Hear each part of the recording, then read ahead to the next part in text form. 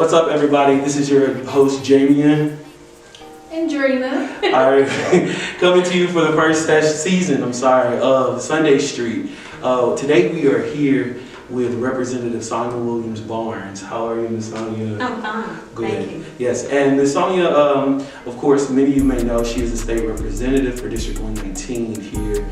And we wanted to talk to her today about some of the things that are coming up for their session and give everybody a little, I guess you could say, one-on-one time with her before she leaves for session. Drina? So for people that don't know, what is a session? What does that mean? So legislative session, so when you're elected for the state house or the Senate, you have a term of 4 years. So you're elected and then you serve for 4 years. And each year you have a legislative session. It's the time where bills are being introduced and debated and voted on. Okay. And laws are being made for the residents in the state of Mississippi. Okay. It lasts about, so the first year of your election cycle is 120 days. And then the other 3 years are 90 days. Okay. And so this year, 2022, is the third year of a 4-year term. Okay. Good deal. So with that being said, and understanding like the extent and time of your session, like what would you say are some of the big items, like the big ones that you guys are going to go focus on this session? So this legislative session comes after the United States Census. Yes.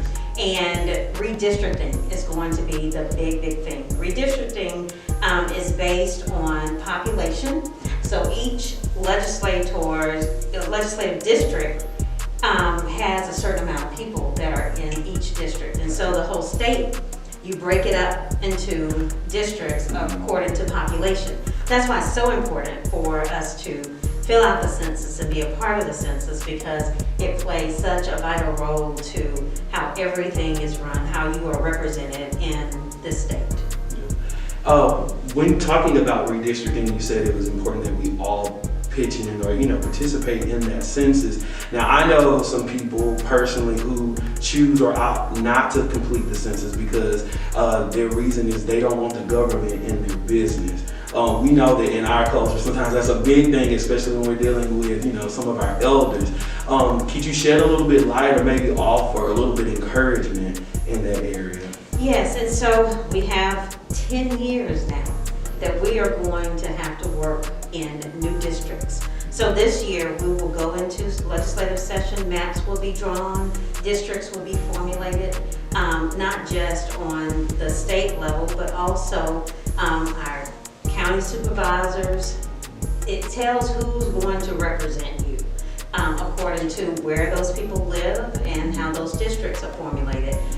City council, your representation on city council, your representation with judges, all of that is based on redistricting. And so it plays a very important role. So it'll be some challenges going on. And so many times, like in the past, we've been able to ensure that we have Black representation in the state house, in the state senate, because we had laws that said that you have to have the same representation that your state holds. Well, now we don't have that law to back us. Gotcha. And so we'll be out there fending to make sure that we keep minority representation in our state. Yes, and then lastly, before we toss it to Drina, for millennials and younger generations who will probably hear this and still say, none of that means anything for me, can you shed some light on how sometimes things like redistricting can be used as political, maybe, tools to like kind of curb that? Because I don't think a lot of young people my age or our age really understand what that is. Okay, so let's take, for instance, you live in Gaston Point, and you don't have a city council member that looks like you, that lives in your neighborhood. Let's say they have drawn a district where Gaston Point's city council member is the same as the city council member on 2nd Street. And and that particular person actually lives on 7th Street. You think they're gonna be trying to put playgrounds and splash pads and making sure that the streets are paved in Gaston Point? Absolutely. No, they're gonna concentrate in their neighborhood. Yes, And so that's why it's so important to make sure that our district lines are drawn and neighborhoods are not divided, and that we have representation for different areas of our city, our state, our county, that represent us. That makes sense. Yeah. That makes sense. I do know one thing from looking at the census, that the number of African Americans here in the city, I think in the whole state of Mississippi, has risen. Wow. Yeah. And so Harrison County had an increase of African Americans, but we're so spread it out. Yeah. So we aren't necessarily so compact to where we can formulate another district, a minority-led district. However, it does show that, you know, we gained it on. Yeah. Yes, absolutely. Absolutely. Y'all don't know that song. And I know that I don't know if you touched on this, but some people don't know that when the census for people that our age and say it doesn't matter, like that shows what money goes where, like who gets what money. So That's right. to pay for those playgrounds that you're talking about, or pay for Exactly. the streets or whatever. So Exactly. it's very important. Very. That is good. So one of the things that we wanted to talk about, like we see your work, we know a lot of work that you do here on the Gulf Coast in the city with the various giveaways and things that you hold. What are some of your goals that you set for yourself for this session? And so I do want your listeners as well as you all to know that the things that you see me doing as far as like turkey giveaways, backpack, and those things are not part of my job as a state legislator. Wow, okay. As a state, though, it's just, you know, I come from a family of service. We've always been givers. I grew up knowing that when God gives to me, that I give to others, and that's how I continue to be blessed. And so, but that has nothing to do with Representative Sonya Williams Bars. That's just Sonya Williams Gotcha, okay. doing that, or Lockett Williams Wardrobe doing that, sponsoring those things. But as a lawmaker, my position is to go to Jackson and create bills, vote on legislation, make law for the citizens in our state. And so this particular session, I'm going to continue to work on equal pay for women. Mississippi is the last state to not have in law legislation that supports equal pay for women.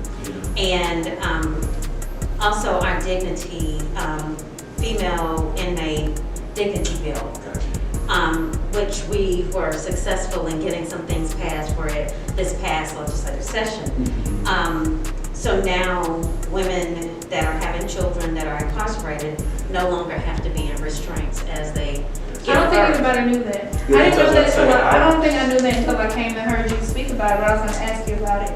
So people didn't know that. Yeah, and like just sanitary items, they just don't have there. And so we will now try to find money to fund those things. But in the meantime, I have been collecting with the help of a mission group at Morning Star Baptist Church and Representative Latasha Jackson out of Como, Mississippi, which is in North Mississippi.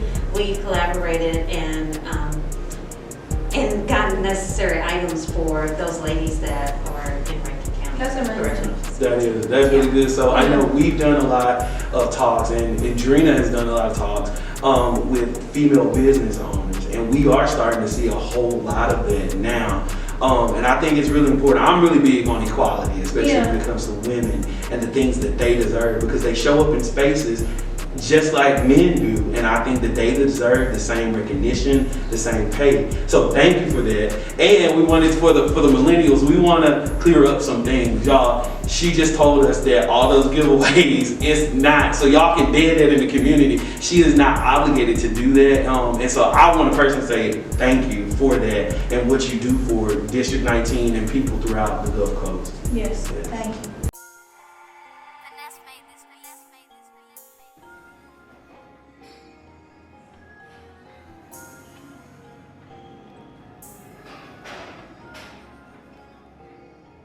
What's going everybody, it's Coach Boz here, founder of Smack'em Athletics, Smack'em World, and also co-host of Boz and Bingo. With my good friend Seneca Hampton, Coach Bingo.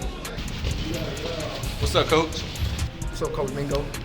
So we have a show where we highlight high school and middle school athletes. And right now it's football season, and we've been covering all over the coast and keeping the fans, in tune with what's going on. And we got basketball season coming up, so we're pretty much getting excited about that as well. Along with the Street Geeks, our ultimate goal is to make a positive impact around the community around us. We're asking for a donation in exchange for advertising your business and your products on our shows. With your help, we know we can make a positive impact around the beautiful Mississippi Gulf Coast. If you have any questions, contact streetgeeks.com. Either you could call Coach Bingo as well. Hey everybody, it's your boy Coach Bingo back with another week of Smack'em Top Performance. Yeah, Chico, something said a bad guy. Yeah, Chico. Yeah, Chico, something said a bad guy. Toothpick in your eye. I'm that guy. Hey, yo. Look, something happened to these, something happened to you, okay? So you're for District 119, what all areas on the coast does that cover? Okay, so I'm a hood girl, so let me You So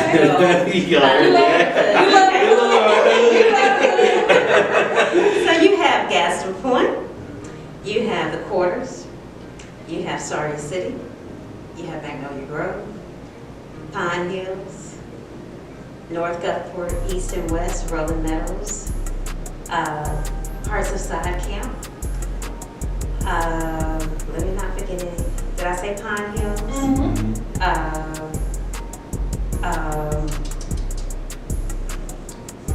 Rippy Road. Help me out. Oh, Turkey Creek. And I think that's about all of the neighborhoods. Around how many people do you know, like constituents? 26,000. Wow. You don't think that many people are in that area. Right. Roughly. Yeah, but I think that's like that compactness you were saying. Like sometimes Right. we're compact in the city, and then the further up north you live, we are spread out. Like, Yeah. Yeah, that's dumb. So in a typical, how does a normal week look for you once you're in session? Because we know that when you're not in session, you still here at the funeral home because you're owner of this. Right. But how do you balance doing both, and what does that look like a week of it? So I get up on Monday mornings. I don't have to be in Jackson normally until around 4 o'clock for session to gavel in at 4. And so I get up, do a little work here at the funeral home, and then I'm able to take care of a little business and then travel to Jackson. And I'm in Jackson until more than likely on Friday unless we're dismissed earlier in the week. We normally will go in at the beginning of session, we'll go in around 2 o'clock each day, and we'll have meetings actually beginning at as early as 7:30 or 8 in the morning. But we gavel in for a legislative session. The House will normally gavel in around 2 until towards the end of session where we're coming in at 9. And we have been there as late as 2 o'clock in the morning debating bills. Big bills like abortion is something that we would be into the wee hours of the night. Or I can foresee us having some debates on the federal money that's coming down for COVID. Debating that, until the wee hours of the night. Marijuana, I don't anticipate this long, drawn out thing with the medical marijuana. I have a feeling that we all might be very close to being on the same page. Hopefully our governor will feel the same and listen to the people because the people have voted Over for this. 70%. That's right. How often does that happen in Mississippi? Very seldom. All right, but I think it's just an indication that the tides are turning. Like we are Right. changing Yeah. as a state, and I think that the legislation that is passed should reflect that, right? Representation is. That's right. So with all that debate going on and, the stress of just your everyday life, family, business, outside of that, how do y'all stop from cussing each other out? Or do y'all? We don't. Oh. We don't. Yeah, we curse, we fight, we cry, we kick, we do all of that. And then at the end of the day, we come back and we do what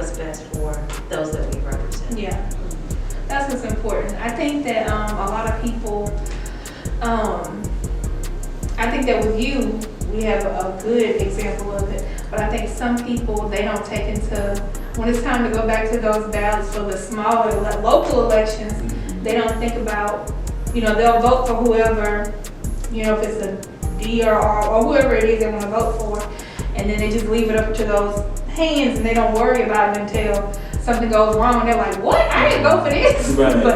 But the person you voted for did it. So I'm appreciative that when we vote you in, Yes. that you're looking out for us. Absolutely. Well, I think it's very important for people to hold those that they elect accountable. Right. Don't just send someone into an office and expect them to do what you think they should do. Yeah. Pay attention to what they're doing. Call on them. Make them report to you what they're doing. I send out a newsletter every week I'm in session, showing what took place this particular week to keep people abreast. I'll go on live.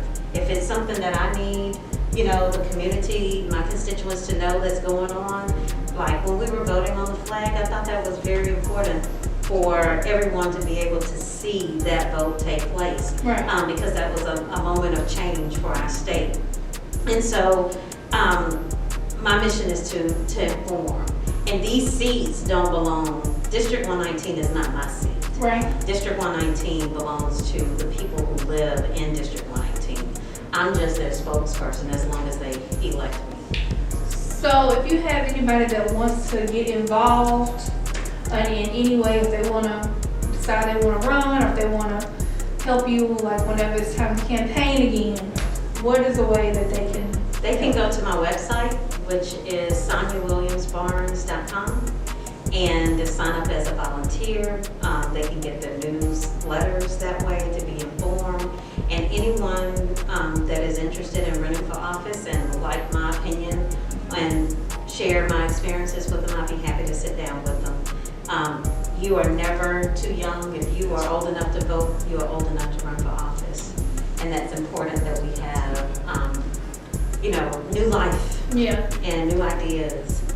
I agree. That's right. These seats are not ours. That's good stuff. They're yours. Well, Ms. Sonya, for me, we like on Sunday Street to end every one of our shows with just some type of mental health or just encouragement for our listeners. We don't ever want them to walk away empty-handed. So what is something that if you could leave your constituents or just your fellow citizens of the Gulf Coast, something, what would you like to tell them? Mental health.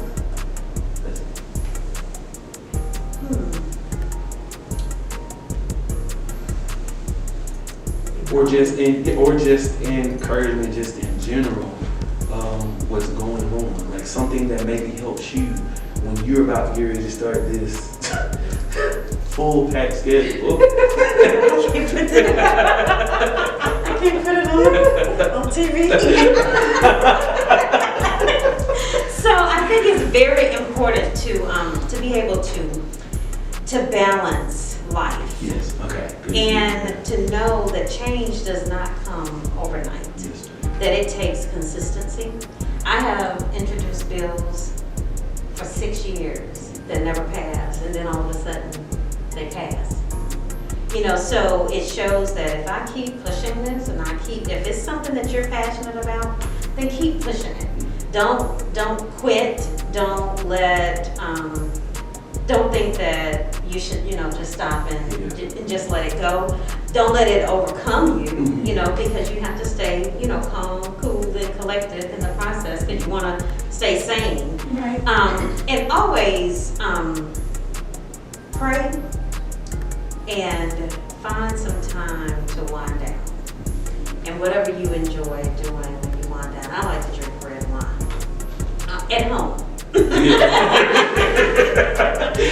it relaxes me. Yeah. And so, just find and I love to listen to good music. Yeah. And it can be any music. Sometimes it's a little ratchet, Yeah. sometimes it may not be, depending on the mood. Yeah. But, just find your space and take time out for yourself. Yeah. And I think that many times I'm saying this and I don't always do it, but it's important to take some time out for you just to woosah. Yeah. Whether it's in the morning, in the evening, or both. And sometimes even in the middle of the day, just take a moment Yeah. and 5 minutes, you got these watches that, you know, tell you to breathe. You know, just take a few moments to relax. Yeah. I think our point in doing it, I think a lot of people don't know. I think they need to see that other people. It's easy to look at an image of something, or like they see you like you have a business and you're constantly going, and they think, oh, she has it all together. But nobody, Right. like none of us. But I think if more people knew that we all struggle with something. Yeah. And it can be, I mean, life can get very stressful. Right. Especially during this time, because I'm leaving my business, I'm in Jackson, I'm depending on my staff to, you know, keep me informed of what's going on. I'm still a mother, even though I have a 22-year-old. He's in college, and I have a 80-year-old father and an 87-year-old uncle that I'm responsible for. So it's a lot of things on my plate. Right. And I don't mind telling anyone, you know, I see a therapist. Yeah. I think it's important. Right. Tomorrow at 2:00 is my schedule. Yeah. And so sometimes it's just good to be able to just tell someone who is not judgmental and share your woes. Yeah. And then you figure out it's so many other people that have woes. Right. Yeah, so Just knowing that you're not alone. Right. Like you're not the only person. Like it's somebody else. Absolutely. Or even if they aren't like you saying where you're coming from. yeah. That's really good. So, yeah. We want to thank you for taking the time out to Well, chat thank you. with us. We appreciate Yes, you. thank you so much. All right, thank you. Yes. All right, people. we'll see y'all next week. See you next week.